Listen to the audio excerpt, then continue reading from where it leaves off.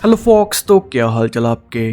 तो आज की कहानी कोरियन ड्रग लॉर्ड मिस्टर ली की है, जो कि पूरे एशिया में ड्रग्स को सप्लाई करता है। और ली की खास बात यह है, उसे आज तक किसी ने नहीं देखा।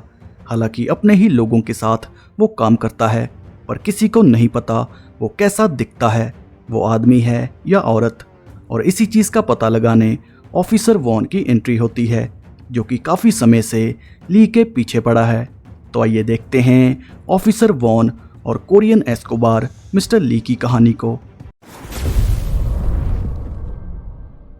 तो कहानी शुरू होती है एमा नाम की लड़की और ऑफिसर वॉन से, जहां एमा उसे कहती है कि मुझे एक लेडी की कॉल आई थी जो कि चाहती है मैं उनके लिए काम करूं, यानी कि मिस्टर ली के लिए, क्योंकि एमा एक ड्रग एडिक्टेड है जो कि ड्रग्स की सप्लाई और बिजनेस को आगे बढ़ा सकती है। और ये सुनने के बाद वॉन उसे अपना फ़ोन देता है कि जैसे ही तुम्हारी मुलाकात मिस्टर ली से हो मुझे कॉल कर देना, जिसके बाद हम मिस्टर ली को अरेस्ट कर लेंगे। खैर, वो लेडी एमा को एक टर्मिनल की पार्किंग में बुलाती है और कुछ ही देर में एमा के फ़ोन से वॉन को फ़ोटो मैसेज मिलता है, जहां जाने पर उसे एमा की बॉडी मिलती है जो कि काफ़ी बुरी हालत में थी। लेकिन मरने से पहले वो वॉन को एक साइन देती है जो कि 8 नंबर से मिलता था। खैर, एमा के मरते ही वॉन का ऑफिसर उस पर गुस्सा करता है कि तुम काफ़ी समय से ली के पीछे पड़े हो, लेकिन तुम्हें तो ये भी नहीं पता कि मिस्टर ली आदमी है या औरत, या वो कैसा दिखता है, इसलिए मैंने डिसाइड किया है मैं तुम्हें केस से हटा दूंगा। लेकिन वॉन उसे कहता है कि एमा के मरने से पहले ली ने मुझे मैसेज किया था कि तुम्हारी चूही मर चुकी है, और एमा को मारकर ली ने बहुत बड़ी गलती कर दी, इसलिए मैं ही ली का शिकार करूंगा। खैर, शीन शिफ्ट होकर मिस्टर ली के अड्डे पर मुड़ता है, जहां ली के लोगों की ज़रूरी मीटिंग थी, जिसमें जेनिफर नाम की लेडी भी थी जो कि मिस्टर ली की ब्रोकर और गार्डियन है। लेकिन इससे पहले वो बिल्डिंग के अंदर घुसती पूरी बिल्डिंग बॉम्ब ब्लास्ट में उड़ जाती है, लेकिन इसमें जेनिफर की जान बच जाती है। अब जेनिफर को लग रहा था कि ली ने सबको मारने का प्लान बनाया, जिसमें जेनिफर भी शामिल थी, लेकिन अब जेनिफर बच चुकी है, इसलिए ली उसे कभी भी मार सकता है। और उसी से बचने के लिए जेनिफर वॉन के पास जाती है, क्योंकि वही जेनिफर की मदद कर सकता है। और जेनिफर को देख वॉन उसे पहचान जाता है, क्योंकि ली के बारे में वॉन ने काफ़ी सर्च की है। खैर, अब जेनिफर वॉन से डील करती है कि ली को अरेस्ट करने में मैं तुम्हारा साथ दूंगी, लेकिन मेरी सेफ्टी का ध्यान रखना। जिसके बाद वो वॉन को कहती है कि ली ने कई साल पहले ऐसे ही बॉम्ब ब्लास्ट में अपने सभी दुश्मनों को मार दिया था जो कि रास्ते का कांटा थे, और इस बार उसने हम सबको मारने का प्लान किया ताकि वो और लोगों को चुन सके। और इसी के साथ हम जान पाते हैं कि कोरिया के सबसे बड़े शिपिंग ओनर मिस्टर ली के मास्टर थे, जो कि हार्ट अटैक से मारे गए। लेकिन जेनिफर का दावा था कि उसे मिस्टर ली ने मारा ताकि वो ड्रग्स के कारोबार को शिपिंग कंपनी से और बढ़ा सके। और सब बताने के बाद जेनिफर वॉन को कहती है कि ली कोई इंसान नहीं बल्कि डीमन है। खैर, बॉम्ब ब्लास्ट की लोकेशन पर पुलिस को रैक नाम का लड़का और एक डॉग मिलता है जो कि काफ़ी जख्मी थे। और इधर जेनिफर से वॉन को पता चलता है कि मिस्टर ली बहुत से पॉलिटिशियन और बिजनेसमैन को पैसा देता है, जिससे ली का काम नहीं रुकता, और आने वाले समय में वो चाइना की मार्केट में घुसने वाला था। और ये मीटिंग उसी काम को लेकर थी, जिसमें सभी वो लोग थे जो मिस्टर ली के काम को चाइना में चलाने वाले थे। अब यहाँ पर मेन बात यह है कि जेनिफर ने ली को कभी नहीं देखा, लेकिन वो ऐसे इंसान को जानती है जो मिस्टर ली को मिला है। लेकिन नाम बताने से पहले जेनिफर वॉन को कहती है कि मुझे पहले खाना खाने दो, फिर मेडिसिन लेने के बाद मैं सारी चीज़ें बता दूंगी। लेकिन वॉन का साथी उसे कहता है कि लोगों का मानना है कि मिस्टर ली भी उसी ब्लास्ट में मारा गया, पर वॉन उसकी बात पर ध्यान नहीं देता। और इधर खाना खाते समय जेनिफर की डेथ हो जाती है, यानी कि ली नहीं चाहता कि उसके बारे में किसी को पता चले। अब जेनिफर के मरते ही वॉन की उम्मीदें टूट जाती हैं, लेकिन अब भी रैक नाम की उम्मीद जिंदा थी, जहां वॉन उसे कहता है कि ब्लास्ट में तुम्हारी माँ मर चुकी है, इसलिए जल्दी हमें ली के बारे में बता दो। लेकिन रैक किसी बात का जवाब नहीं देता, और तभी उसे पता चलता है कि उसका डॉग जिंदा है, यानी कि वो डॉग रैक का था। और डॉग की हालत देख रैक उनका साथ देने को मान जाता है, जो कि सबको कहता है कि मिस्टर ली को कोई नहीं मिला। लेकिन ड्रग्स की दुनिया में बहुत से लोग दावा करते हैं कि वो मिस्टर ली हैं, और एक दूसरे को मारकर वो ली की जगह लेना चाहते हैं। और शायद इसी कारण से उस दिन बॉम्ब ब्लास्ट हुआ। अब यहाँ पर वॉन उसे कहता है कि ये सब ली ने किया। अगर तुम अपनी माँ का बदला लेना चाहते हो तो ली को अरेस्ट करने में हमारा साथ दो, जिसके लिए रैक मान जाता है। अब ली की ऑर्गेनाइजेशन में रैक का काम ये था, वो एक बिजनेसमैन बनकर दूसरी पार्टी से ड्रग्स की डील करता था और रूल के हिसाब से रैक को कोई नुकसान नहीं होता था। और ब्लास्ट वाले दिन रैक गलती से वहां पहुंच गया था, यानी कि ली उसे मारना नहीं चाहता, यानी कि अब भी रैक ऑर्गेनाइजेशन में एक्टिव है। खैर, अब रैक के फ़ोन से वॉन को पता चलता है कि थोड़े दिन पहले चाइना के ड्रग डीलर को सैंपल भेजने की बात की थी कि अगर उसे सैंपल पसंद आया तो वो ड्रग्स को चाइनीज़ मार्केट में भेज देंगे। लेकिन ड्रग डीलर रिम की एक डिमांड थी कि वो इस डील को मिस्टर ली के साथ करना चाहता है। लेकिन इस डील को करने में डायरेक्टर पार्क था, जो कि कोरिया की एयरलाइंस का मालिक है, जो कि रिम से मिलकर डील को फाइनल करेगा। लेकिन आज तक रिम और पार्क ने एक दूसरे को नहीं देखा, इसलिए वॉन प्लान बनाता है कि वो पार्क से रिम बनकर मिलेगा और रिम से मिस्टर पार्क बनकर। और प्लान के हिसाब से वॉन पार्क बनकर मिस्टर रिम को मिलता है और उसे देख वॉन की हवा टाइट हो जाती है, क्योंकि रिम काफ़ी डेंजरस आदमी है। लेकिन ड्रग्स की डील के लिए वो मान जाता है कि रॉ मटेरियल तुम्हें जल्दी मिल जाएगा। जिसके बाद डायरेक्टर पार्क आ जाता है, जिसे वॉन मिस्टर रिम बनकर मिलता है, जहां रैक नकली ड्रग्स का सैंपल वॉन को देने की कोशिश करता है। लेकिन पार्क को थोड़ा शक हो जाता है, पर जैसे तैसे वो बच जाते हैं। जिसके बाद पार्क उसे असली ड्रग्स देता है, जिसे लेकर वॉन की हालत खराब हो जाती है। लेकिन खुद को संभाल कर वो ड्रग्स की डील के लिए मान जाता है और पार्क के जाते ही वॉन की हालत खराब हो जाती है। लेकिन जैसे तैसे रैक उसे बचा लेता है, जिसके बाद रिम के आदमी रॉ मटेरियल दे देते हैं, जिसे लेकर रैक दो लोगों के पास आ जाता है जो कि गूंगे थे। लेकिन ड्रग्स बनाने के मामले में ये लोग जीनियस हैं। खैर, उसी रात पार्क और मिस्टर ब्रियन रैक के पास आते हैं, जहां ब्रियन रैक को पैसों का पैकेट देता है कि जो भी तुम्हारे साथ हुआ मुझे अफसोस है, लेकिन चिंता मत करो, तुम आराम से अपने काम पर ध्यान दो। और पैकेट को देख रैक उसे कहता है कि क्या ये पैकेट मिस्टर ली ने दिया, क्या वो जानते हैं मैं कौन हूँ।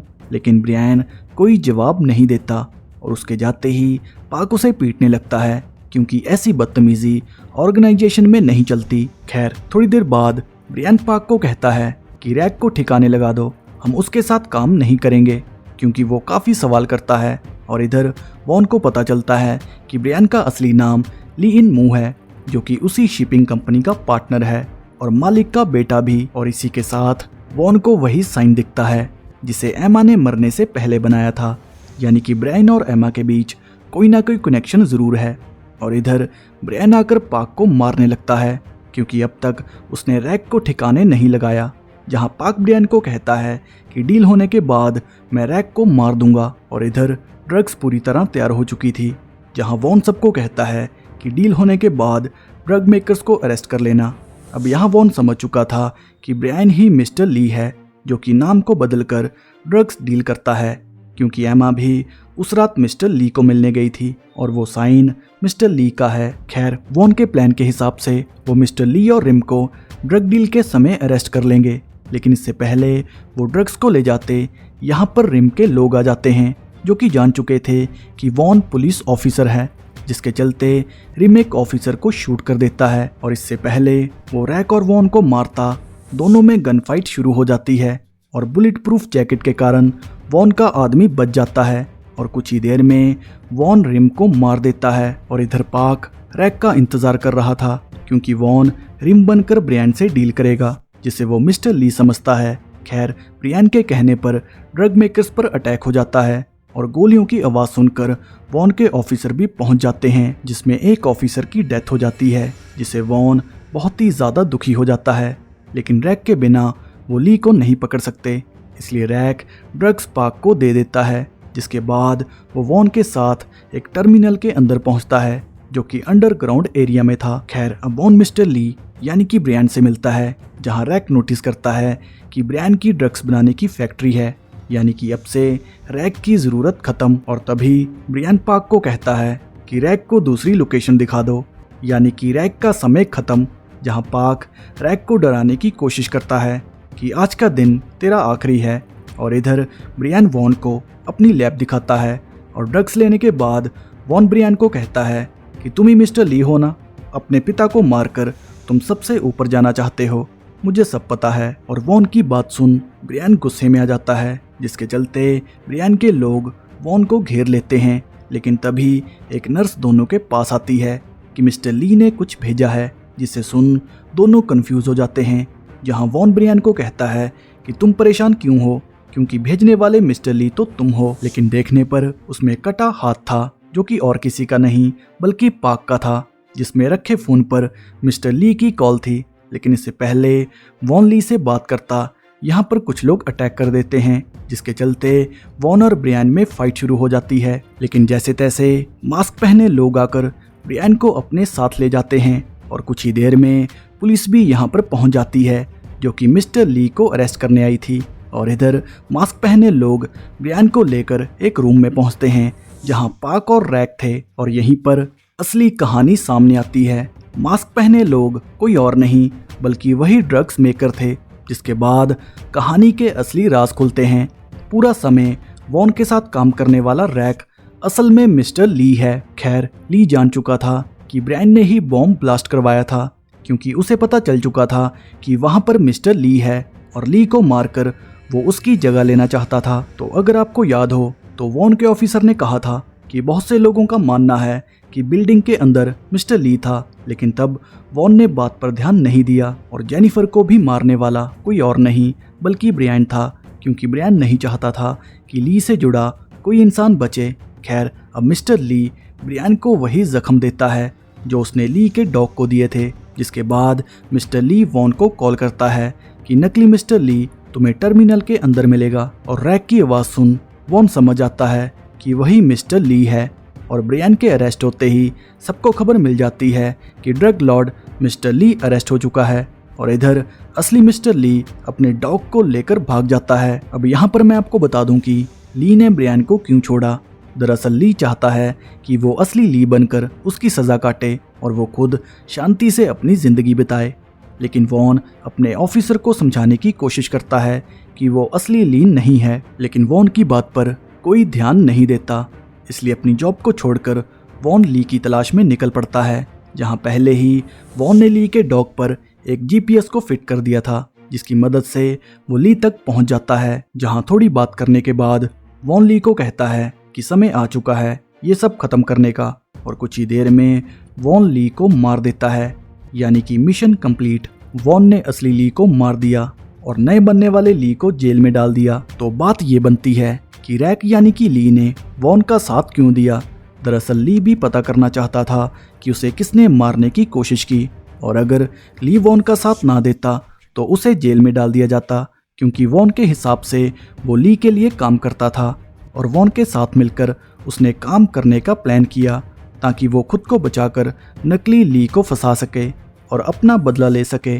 और एक बात और, बॉम्ब ब्लास्ट में जो ली की माँ मरी थी वो असल में ली की सौतेली माँ थी, जिन्हें ली कंटेनर के अंदर मिला था। और उसी कंटेनर में ली के असली माँ बाप थे, जो कि ड्रग्स के ओवरडोज के कारण मर गए थे। और उसी समय से उन दोनों ने ली को अडॉप्ट कर लिया था, क्योंकि उनका बेटा भी मर चुका था और उसी के नाम से ली का नाम रैक रखा गया था। तो आपको ये कहानी कैसी लगी हमें ज़रूर बताएं और वीडियो को लाइक शेयर करना ना भूलें।